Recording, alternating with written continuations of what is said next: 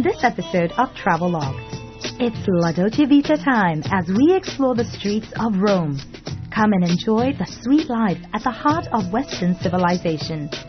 Zip to Milan and sip coffee and wine while the fashionable people are not by.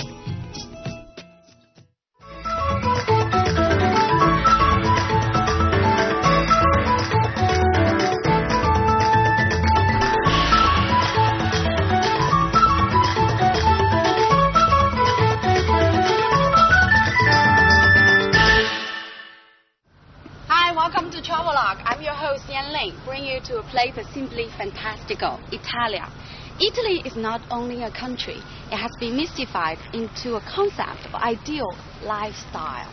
As people know its creativity and passion, has created a country that simply fascinates the world. Tribute to Italian Year in China 2006, in spirit of Marco Polo, if I may say, it's time for us to repay the visit. The first chapter is, of course, Roma.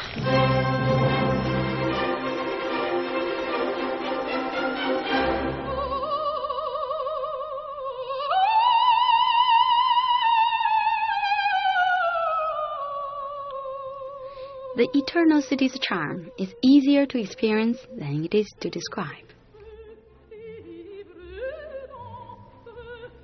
A geographical focal point of Western civilization of last 2 millenniums, grown unstopped since the days when it was capital of the Roman Empire, the city exemplifies a real myth of eternal city. For visitors fascinated by the glories of ancient empire, the city is an unexpectedly open history book, a living museum, where the past is still breathing in the present. For visitors who learned Roma's landmarks mostly through literature and movies, the city is a reassurance that real life and imagination can converge.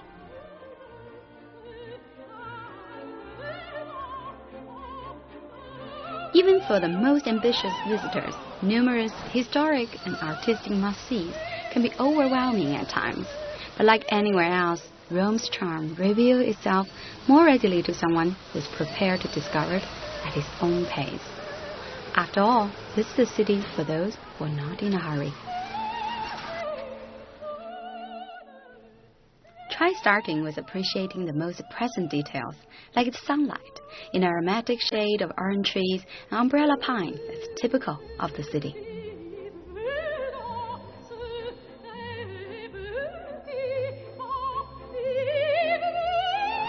If you like good weather, Roma is a perfect place. This eternal city, it's eternal sunshine city. Rome's light was praised by poets like Goethe as never-ending delight. It has obviously also inspired some modern curators.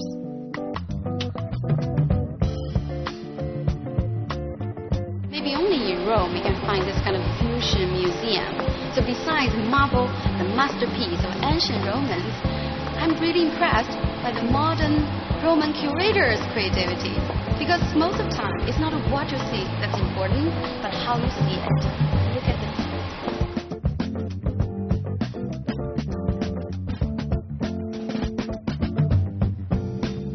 If you're looking to find art, not crowds, come to this newly opened section of City's museum, enjoying just a small taste and an antipasto of Rome's great treasures in a rather special setting.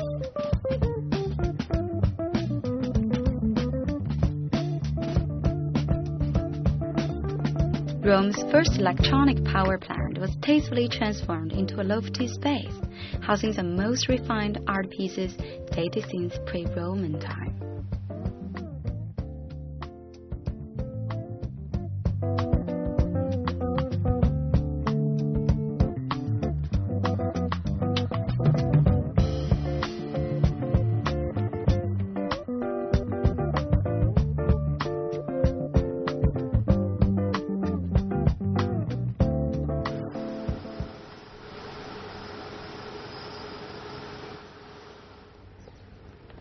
Grande, such a great city. City of romance, city with history, city of art, city of all kinds of pleasure you can ever imagine. Like Roman says, non basta una vita, one life is not enough. So see Roma living as Romans see it. No day is better than today. Time, be it that of history or that of everyday life, has a particular quality here. Living in Roma, a city just has seen it all, Romans really know the art to attach to the past and living in today. So try to do as Romans do, taking the most of your countable sweet time in this eternal city, at your own pace. Then the city will ready to reveal it as an endless source of surprises. If you want to be at the heart of things in the very center of the city, squares are always the best spot to feel the city's charm. Come to Rome, of course, besides marvel all the grandeur, you have to also find time for yourself to peek into daily life of Roman people. And this is a perfect place. It's called Campo de Fiori in Old Town. Look at the colors here. No wonder. Campo de Fiori originally meant flower market, now also famous for its enticing displays of a variety of fresh food and a vivid slice of local flavors. Restaurants and cafes around the Campo de Fiori area attract many Roman bohemian bourgeoisies for its old-time charm and New World chic.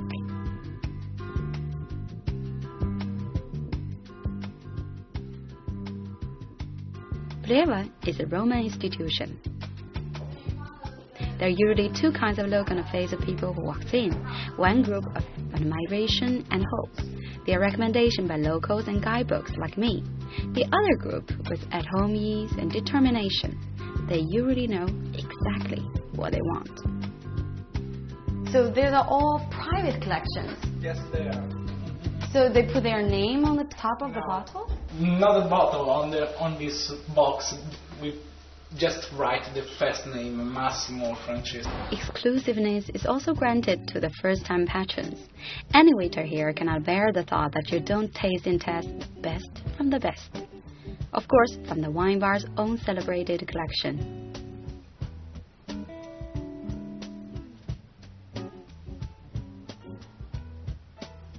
Tasting wines like tasting Roma. You have the good start, you still need a good mood, and also allow yourself to take it easy. Give yourself some time, enjoy. Italians find most occasions for a savory moment, with lunch, with dinner, and some time in between, as a part of a meal, a nice company for nice conversation, something to savor than to splash. A half glass of Tuscany Chianti certainly helps a lot to break the language barrier, especially if you're a lady tourist. Here in Italy, you're very much likely to be treated like one. It doesn't take long until you remember that Roma spelling backward is, yes, the romantic word, amor. Surrounded and nurtured by beauty for centuries, it's only natural that lucky Italians got eyes, hands, and mind for an impeccable sense of style.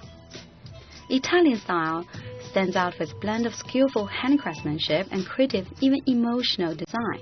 There's no better example of heritage and renovation than couture. So the concept of couture is basically the unicity of the piece. It's one dress for one woman. Okay. It's the possibility of bringing to reality a women dream.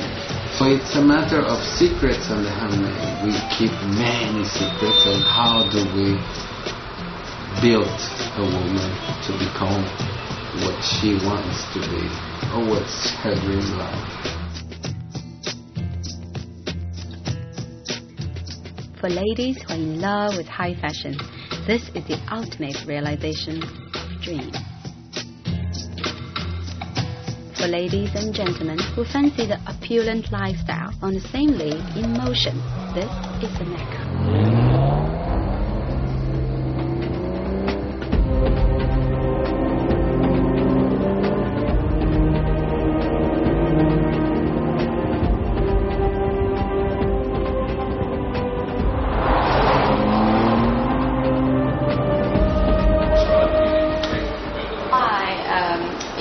became the country of creative cars? Because the whole country is very creative. So you can see this in architecture, you can see this in fashion, you can see this throughout the history of this country. It's a very remarkable country. And so also cars, it's due to the intuition of people, are creative.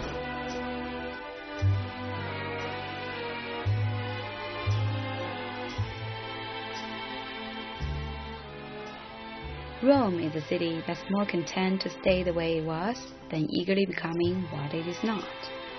Graced by beauty for centuries, the city continuously affirms its love of beauty and creativity in all forms. The Biglione Hotel Roma's gracious lobby has been an artist's salon venue since last century. Today, it remains a magnet for known and upcoming artists. Where have you been? I've been in many places around the world. For example, in Iceland, Patagonia, India, Morocco. So all exotic places? Yes. So when China? Not yet. Not yet? Not yet. In the near future? Absolutely, yes. Okay, sure.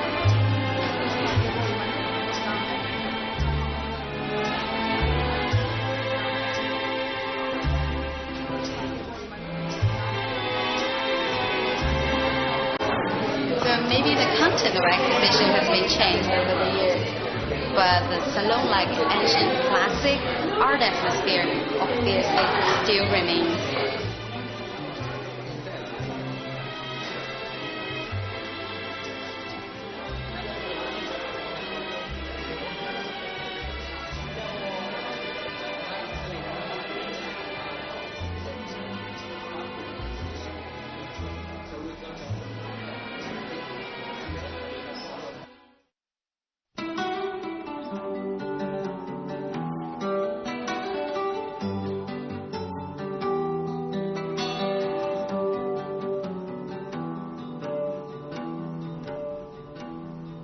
Umbria has got two appellations, Italy's Holy Land and Italy's Green Heart.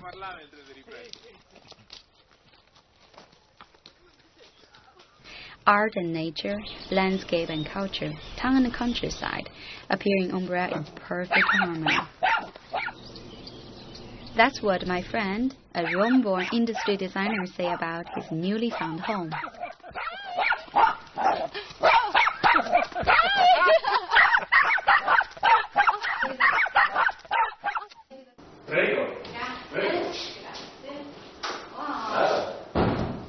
Questo è il mio laboratorio dove realizzo le mie idee.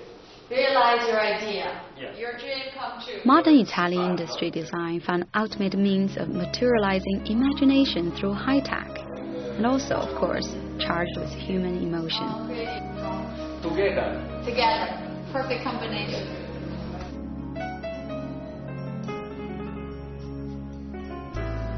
Un posto ci sarà per questa solitudine, perché mi sento così inutile. Maybe you can really eat the cake and keep the cake. The exquisite fusion between suburbia and peasant living is really achieved perfectly here. The center town Todi started to take shape as early as 5th century and flourished during medieval time. Like most Umbria's medieval towns, named after the poet and friar Jacopone di Todi. The bordering towns are equally charming. Like Monte Castello di Vebbio is host to a theater in world class, well, also known as the smallest theater in the world.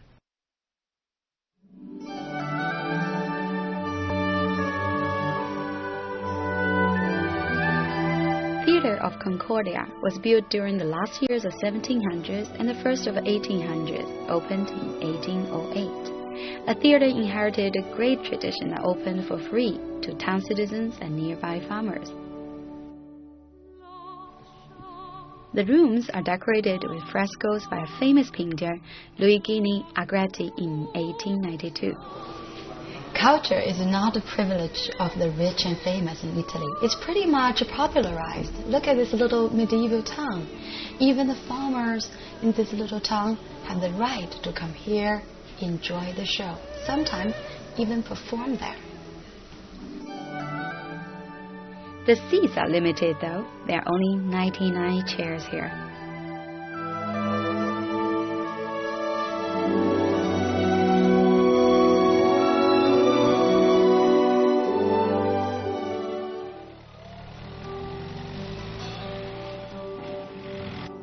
The self-imposed modesty in an inbred trade among Umbrians.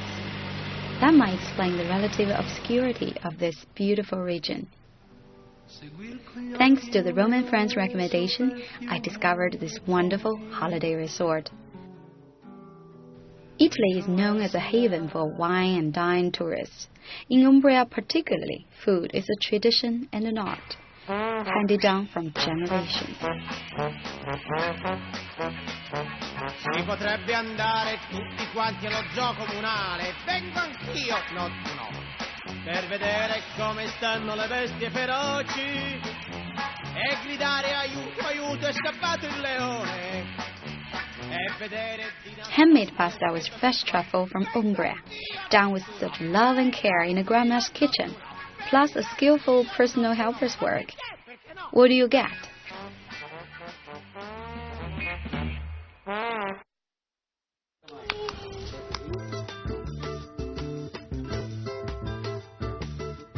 The wine, the olive oil, the valuable trophies, the cheese, the sausage. There are too many to choose as Umbria's specialty. I called for some help. We got the porcini sauce, the black truffle sauce, and what is it? Yes, olives. In Umbria, you got the bread without salt. It's an historic reason. During the medieval century, there was a tax of salt, so the salt was expensive. So, starting from that time, there was no salt in the bread. And you have to eat all this with a good glass of wine. From Umbria, of course. Cheers.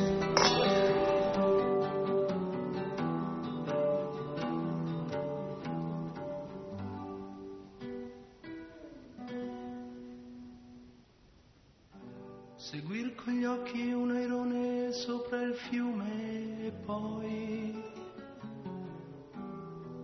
ritrovarsi a volare e sdraiarsi felice sopra l'erba ad ascoltare. Spa was a Roman concept originally. Literally means water makes wonders.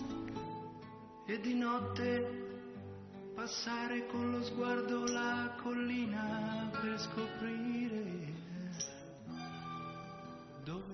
Colorful mask blended with local thermal water promises to revitalize the skin and all senses.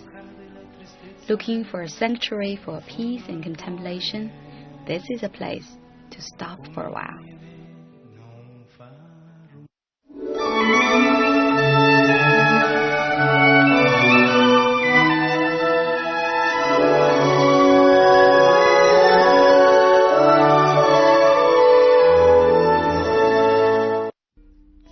In this episode of Travelogue, it's La Dolce Vita time as we explore the streets of Rome.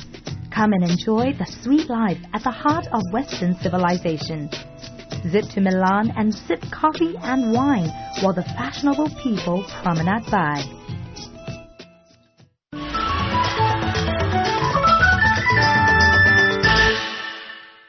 The more time I spend here, the more impressed I am by the wealth of art, history, and culture this country has contributed to the world. The epicenter, the rest of Italy may not totally agree, is here, northern part, Milano. Lombardy region is the driving horse behind Italy's economical miracle during the 60s and 70s. Its capital Milan, with its wealth and worldliness, glitz and glamour, always walks a step ahead of the rest of the country. Looking for a well-balanced commercial and cultural tour, finding out the newest trend in media, design, and fashion, this is a stop.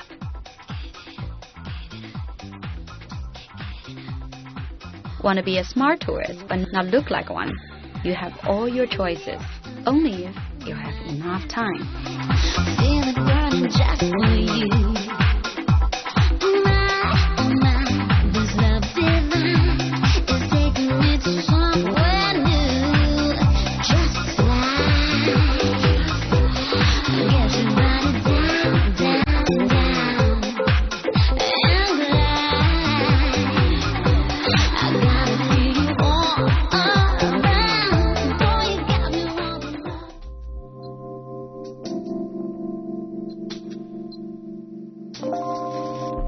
Trying to catch up the Milan chick or only seeing it all over all the time can be energy consuming. What do you need? The best coffee always tastes better with some chit-chat with your barista, and best when topped with some irresistible Italian pastries.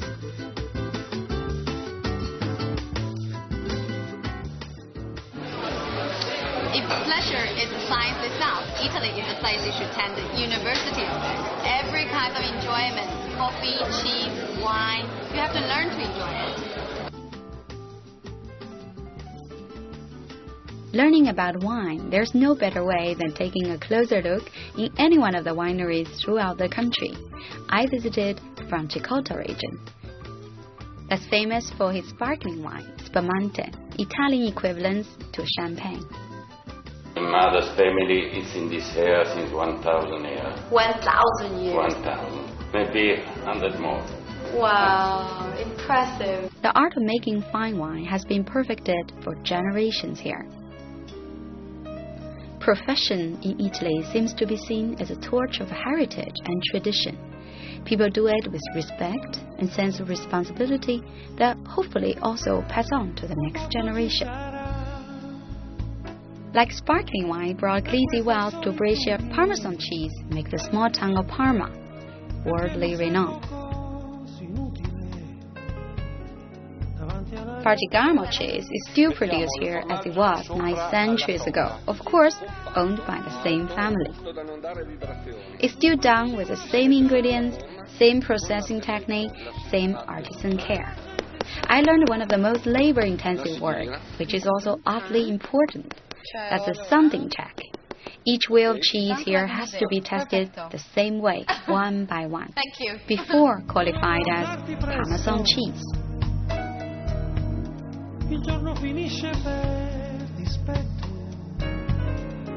This is a bank of cheese.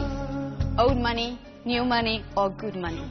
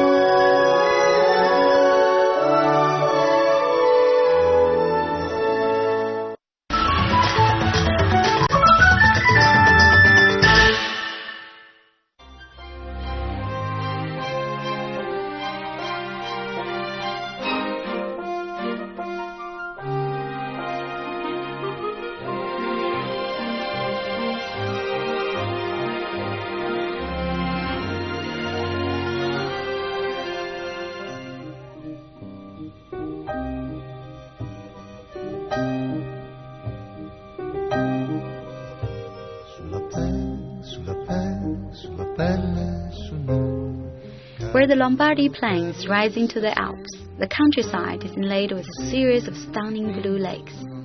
So the region is also known as Region of Lakes.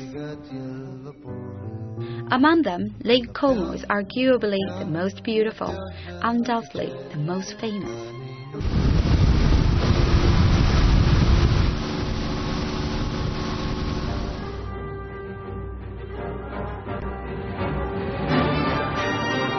Lying in the Del Desso Peninsula on the west bank of Lake Como, this villa is not only stunningly beautiful, but also legendary. It has charmed George Lucas so much that he staged a Star Wars movie scene here. The last owner of this garden villa was one of the first 3 Italians that conquered Everest. When he passed away in 1988, he also left the entire property to a public foundation, so the villa now opens to the public.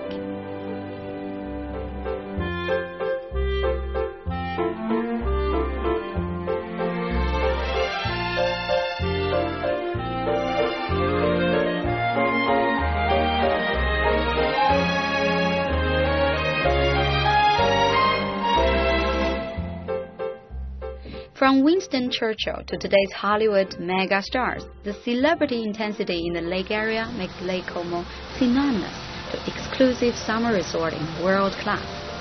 Now, of course, also a favorite, apparently, wedding destination. This one is also George Clooney's villa. Yeah. Wow. He bought this one 2 years ago, and now a little bridge. It will start from the old villa to the garden of the new one. Wow. And this one is a public beach, so the next year when you come back on Lake of Como, you can stay on the beach of George Clooney's house. Okay. Ciao, George. Next time. Next time. Stop for tea.